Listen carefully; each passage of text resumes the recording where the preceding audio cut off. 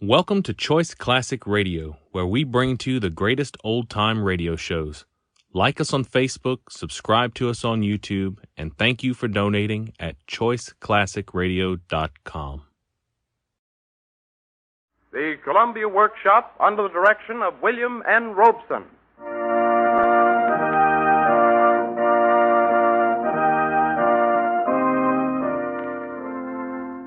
The Columbia Workshop wishes to announce that The Fisherman and His Soul by Oscar Wilde, which was originally scheduled for tonight's broadcast, has been postponed until next month.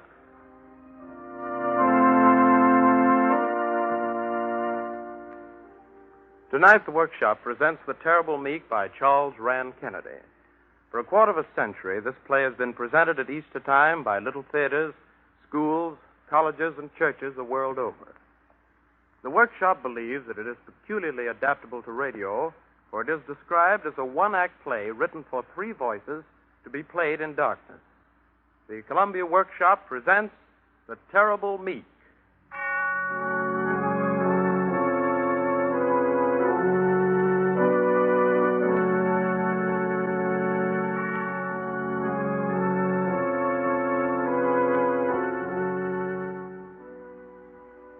The persons in the play are a peasant woman, an army captain, a soldier. The time is one of darkness. The place, a wind-swept hill.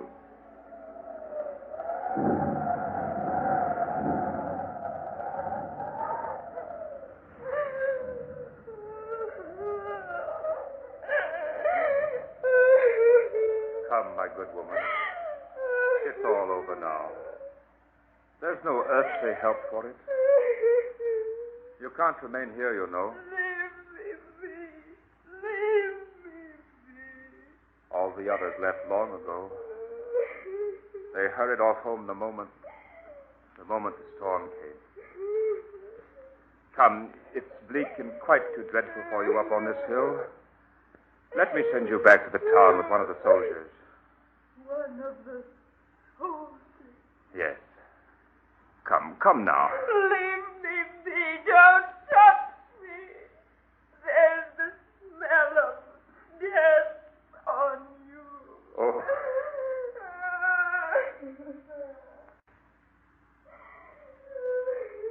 The smell of death.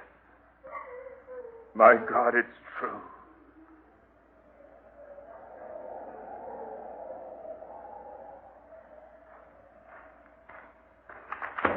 God, blimey, what the hell... Oh, I beg your pardon, sir. Didn't know as how it was you, Captain. that's all right, Sentry. Upon my word, sir, you did give me a start first go off.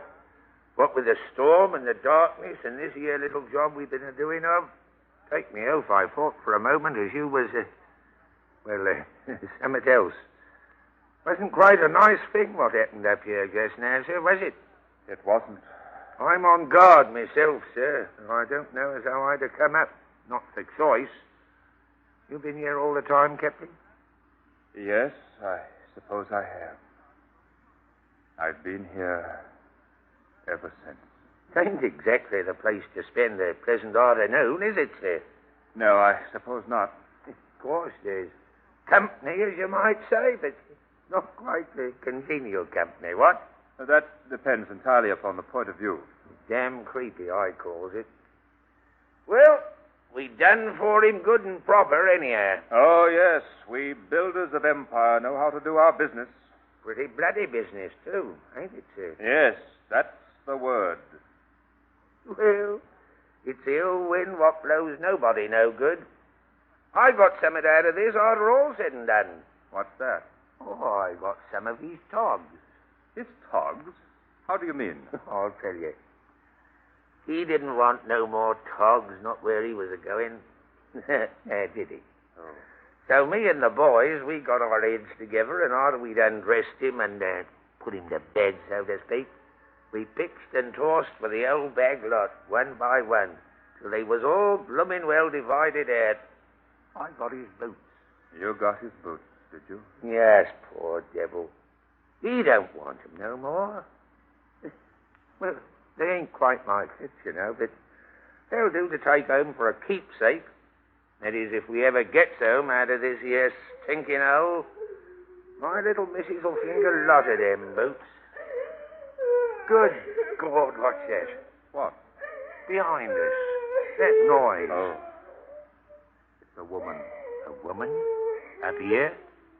She has every right to be here. This is her place. But does she know? Does she know what's a dangling up yonder over her head? She knows more than we do. She belongs to him. She is his mother. His mother? Yes. He was her baby once. Poor bleeder. What was it he done, Captain? Don't you know? Not exactly. I got enough to do to look after with me drills and whittles without messing about with politics and these here funny foreign religions. And yet you, if I mistake not, were one of the 4 men told off to do the job. Well, I hopes as how I knows me duty, sir. I only obeyed orders. It come to that, sir, asking your pardon, because you was give them orders. I suppose you knew all right what it was he done? No, I don't know either. I'm only just beginning to find out. We both did our duty, as you call it, in blindness. It's strange language to be coming from your lips, Captain. Strange thoughts have been coming to me during the last 6 hours. It's hard to know what's what in these outlandish places. Ain't like at home, sir, where there's law and order and patriotism and God's own true religion. These blasted heathens ain't got no gratitude. Here's the Empire is sweating their guts out of trying to knock some sense into their damn silly heads, and what do you get out of it, after all said and done? Nothing. Nothing but a lot of ingratitude, hard words, insurrections, and every now and then a bloody example like this here today. These foreigners makes me sick, they does really. Yes, perhaps that's been the real mistake all along. What is, Captain? Taking these people, men like this one, for instance, for foreigners. Well, you'll excuse me, sir, but what the hell else are they? I'm not quite sure. But supposing they were more nearly related. Supposing, after all, they happen to be made of the same flesh and blood as you and I. Supposing they were men. Supposing even they were brothers. Brothers? Why, that's exactly what he used to say. Him up there. Did you ever hear him, sir? Once. Did you? Once. 'Twas politics when I heard him, only it sounded more like some rummy religion. When I heard him, it was religion sounding curiously like politics. Them two things don't hardly seem to go together, do they, sir? Perhaps they ought to. I don't know. Seems to have led him into a pretty mess. Oh, it's a queer world. Wonder what it was he really done. It's rather late in the day for us to be considering that, seeing what we have done, isn't it? Well, 'tain't none of our business. We've seen our duty, and we've done it. I don't think I know what duty is. Why, it's perfectly plain, sir. After all, duty's duty, ain't it? Yes, it doesn't seem to be very much else. How do you mean, sir? Well, for instance, it doesn't seem to be love, or neighborliness, or pity, or understanding, or anything that comes out hot and fierce from the heart of a man. Beauty. We talk of duty. What sort of devil's duties are there in the world, do you think, when they lead blindly, wantonly, wickedly to the murder of such a man as this? Well, so far as I'm concerned, I only obeyed me orders. Orders. Obeyed orders. Well, sir, it was you as give 'em to me. Good God, man, why didn't you strike me in my blasphemous teeth the hour I gave them? Me, sir? Strike me, superior officer? You struck this defenseless man. You had no scruples about his superiority. You struck him to the death. I only done my duty. We have murdered our brother. We have destroyed a woman's child. I only obeyed me orders. When my superior officer says kill a man, why, I just kills him, that's all. Of course I kills him. What's a soldier for? That's duty. Blood and hell, I'd kill him as soon as look at him. Yes, I would. even if he was God out of heaven himself. Not as I has anything personal again this poor devil. Ah. Only I does know me duty. There's one thing certain. Ain't no use of crying over spilt milk. He's dead and done for now, whatever comes. Dead as a doornail, poor bloke. He ain't the first man I done for, neither. And I bet he won't be the last, not by a long shot. So you think he is dead, do you? Well, what do you think? A man don't live forever, hung up as high as we got him yonder. Besides, he done a little bit of business with his innards after we got him up there. And all that, you think, means death? Well, don't it? That's what I'm wondering. 6 hours, mind you. It's a long time. There is something mightier than time. Well, they don't supply little boys' playthings from our War Office. One of these here beauties, when they does start business, generally touches a spot. It would have to reach very far to touch this man's life. Whatever do you mean, Captain? I mean that life is a terrible, a wonderful thing. You can't kill it. All the soldiers in the world, with all their hate, can't kill it. It comes back. It can't die. It rises again. God almighty, Captain. Don't you talk like that. Why? What are you afraid of? We have shown great courage today, you and I. Soldiers should be brave, you know. That's all very well when it's a matter of plain flesh and blood. But, Lord, ghosts. Do you believe in them, sir? What? Ghosts. Yes. It came to me today. Why, if I believed there was really ghosts about... They are the only realities. 2 of them ought to be especially important to you and me just now. 2? Blimey. Whose? Why, yours, man, and mine. Our ghosts. Our immortal ghosts. This deed of ours today should make us think of them forever. Yours and mine? I didn't know as how we had ghosts, you and me. It makes a difference, doesn't it? There have been millions of our sort in the long history of the world. I wonder how many more millions there will be in the years to come. Blind, dutiful, bloody-handed murderers, all of us. A soldier's ghost must be a pitiable thing to see. Tell me, brother murderer, have you ever prayed? Who? Me, sir? Well, sir, now you asks me. Yes, I have, once. When was that? Why, sir, there's a couple of months after I set sail for this blasted little hole. My wife was in the family way when I left home, and... I understand. You prayed then for the birth of an innocent child. Yes, sir. You will have need to pray again tonight. Both of us will have need. This time for the death of an innocent man. Well, it's time I was down yonder looking after the boys. Any orders, sir? Orders? No more orders. All right, sir.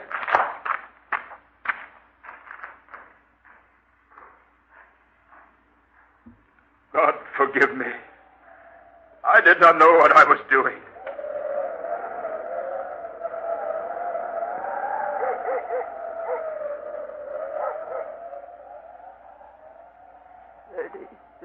Years ago, he was my baby.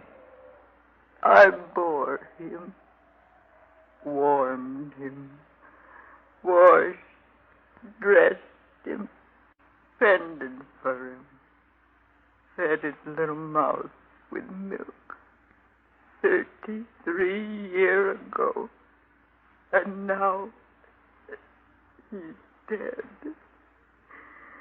Hung up in the air like a thief, broken, bleeding like a slaughtered beast. what they done to my son. Killed him like a beast. Respectable people they was. Priests, judges, soldiers, gentlemen. Even common folk like me. They done it. And now he's dead. He didn't hold with their kind, my son. He was always telling them about it. He'd stand up open in the marketplace, at the street corners, even in the house of God itself, and tell them about it. That's why they killed him. He had a strange way with him, my son. Always had, from the day he first come. His eyes, they was wonderful. They held folk. That and his tongue and his tender, pitiful heart. They didn't understand it down here. None of us understood it. We was blind, even me. Many's the time I got in his way and tried to hinder him. I was afraid for him, ashamed. And then he'd look at me. They was always wonderful. His eyes. He wasn't particular, my son. He'd go with anybody. He loved people so. There wasn't a drunken bibber in the place. Not a lousel, not a thief, not a loose woman on the streets, but called him brother. He'd eat with them, drink with them, go to their parties. He'd go with grand folk, too. Gentlemen. It wasn't particular. He'd go with anybody. And I tried to hinder him. I got in his way because I was ashamed. I kept pushing in. I was afraid of what people might think. Like I was blind. Like I didn't understand. I never told him that I understood. And now it's too late. He's dead. Is it cold you are, my lad? I cannot reach you yonder. Only your feet. Your poor broken feet. The ankles hanging limp toward me. That was a cold night, too. The night you was born. Way out in the country, in the barn with them animals. My man, he was sore about it. Covered us over with his great wool coat.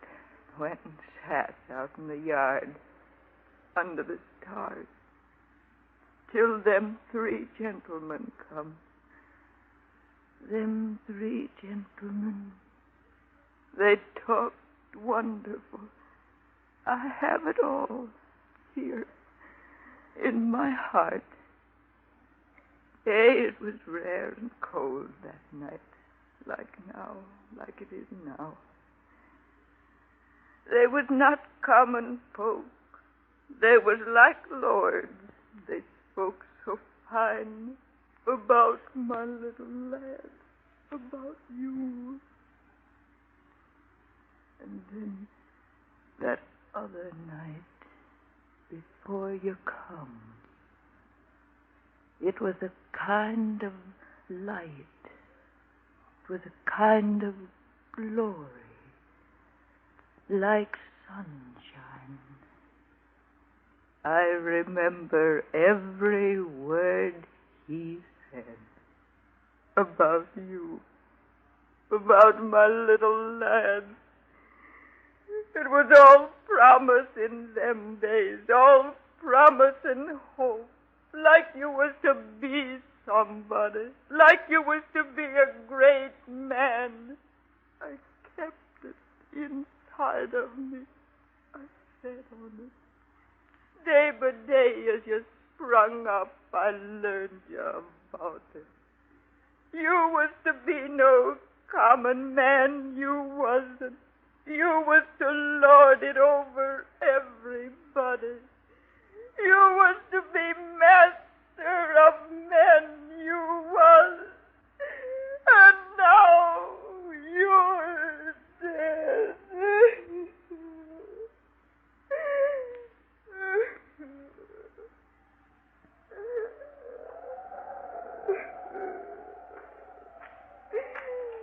Woman, will you let me speak to you?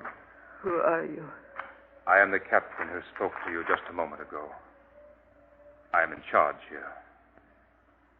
I am the man who gave the order that killed your son. Won't you hear me? I must speak to you. What do you want to say?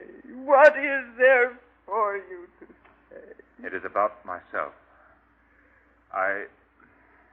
Go on, I'm listening. I am a murderer. I want you to forgive me. I did it. I did it with a word. It was like magic.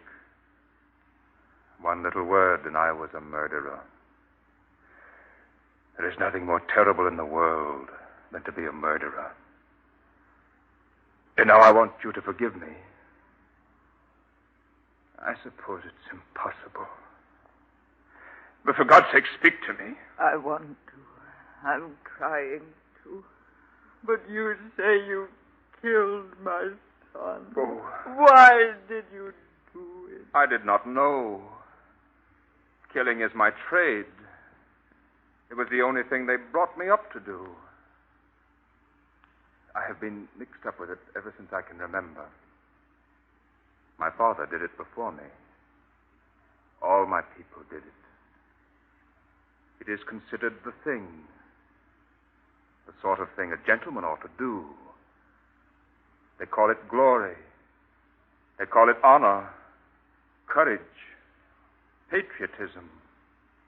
Great kings hold their thrones by it. Great merchants get their beastly riches by it. Great empires are built that way. By murder? By murder. By the blood of just men. Women and little children, too. What makes them do it? They want money. They want power. They want kingdom. They want to possess the earth. And they have won. They have it. Have they? Not while your son hangs there. What do you mean, my son? My son is dead. Is he? Not while God is in heaven. I don't understand you. Only a little while ago, I heard his blood dripping down here in the darkness. The stones are dank with it. He's dead. He's alive. Why do you mock me?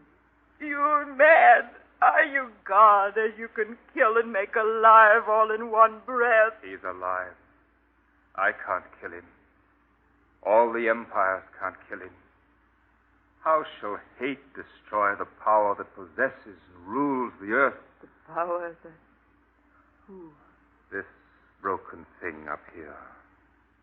Your son. My son. The power... I tell you, woman, this dead son of yours, disfigured, shamed, spat upon, has built a kingdom this day that can never die. The living glory of him rules it. The earth is his, and he made it. He and his brothers have been molding and making it through the long ages. They are the only ones who ever really did possess it. Not the proud, not the idle, not the wealthy, not the vaunting empires of the world. Something has happened up here on this hill today to shake all our kingdoms of blood and fear to the dust. The earth is his. The earth is theirs. And they made it. The meek, the terrible meek, the fierce, agonizing meek are about to enter into their inheritance. Then it was not all wasted. It was the truth that night. I have borne a king. You have borne the Son of God. It will take a new kind of soldier to serve in his kingdom. A new kind of duty. A newer courage, more like woman, dealing with life, not death. It changes everything. Puts them back again. What he did puts all things back again where they belong. I can see the end of war in this. I can see the joy of women and little children. I can see cities and great spaces of land full of happiness. I can see love shining in every face. There shall be no more sin, no pain. No loss, no death. Only life, only God. And the kingdom of my son. Mother, I am a murderer. I have been with child. I forgive you. Hello, you there, Captain? Yes, I'm here. Fog's lifting down below there, lifting fast.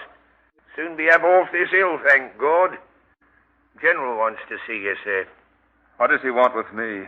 Do you know? Another of these here bleeding jobs, I think, sir. Been a bit of disturbance down in town. Boys have their orders, sir. General wants you to take command. Tell him I refuse to come. Beg pardon, sir? I refuse to come. I disobey. I don't think I quite heard, sir. I disobey. I have sworn duty to another general. I serve the Empire no longer. Beg pardon, sir, but it ain't for the likes of me, but, well, you know what that means. Perfectly. It means what you call death. Tell the general. Tell him what is how you refuses to obey orders, sir? His, yes. How simple it all is, after all. I'm sorry, Captain. Thank you, brother. Look, sir. What did I tell you? It's coming light again. Eternally.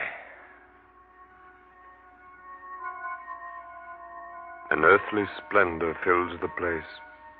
It appears to be the top of a bleak, stony hill with little grass to it. The woman is dressed in Eastern garments. The captain is a Roman centurion.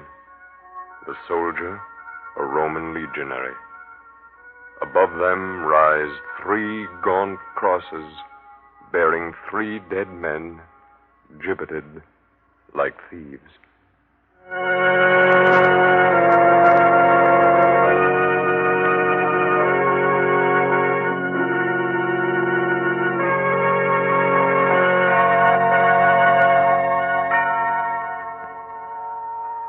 You have just heard the Columbia Workshop's presentation of The Terrible Meek by Charles Rand Kennedy.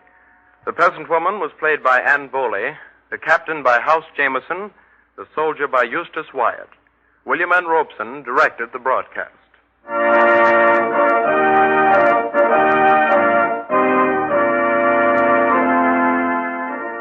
The Columbia Workshop appreciates receiving your comments, criticisms, and suggestions regarding its work. Please address them to the Columbia Workshop, care of the Columbia Network, New York City. The Fisherman and His Soul, which was originally scheduled for performance tonight, will be heard in the very near future. Next week, the Workshop will present Never Come Monday, a Yorkshire comedy by Eric Knight, with an all-star British cast headed by Sir Cedric Hardwick and Lady Hardwick and Whitford Kane. Don't miss Never Come Monday, next Saturday evening at 7:30 Eastern Standard Time. This is the Columbia Broadcasting System.